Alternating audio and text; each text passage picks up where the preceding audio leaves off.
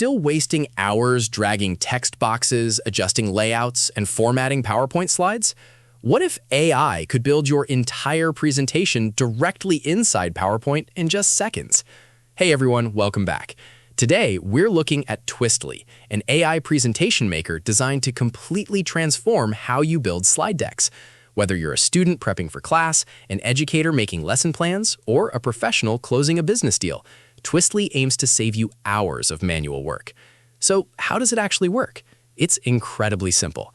You can use Twistly in two ways, right in your web browser or as a powerful add-in directly inside Microsoft PowerPoint. All you do is type in a topic, paste your text, or upload an existing file, like a PDF or Word document.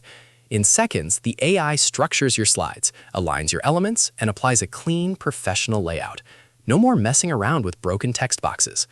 Once your slides are generated, you get some highly useful features. There's a one-click text editor to instantly rewrite, summarize, or expand your slide copy. You can generate custom AI images right inside your deck to match your branding. And you can even translate your entire presentation into multiple languages with a single click. Plus, it automatically writes detailed speaker notes for you, so you're completely prepared when it's time to present.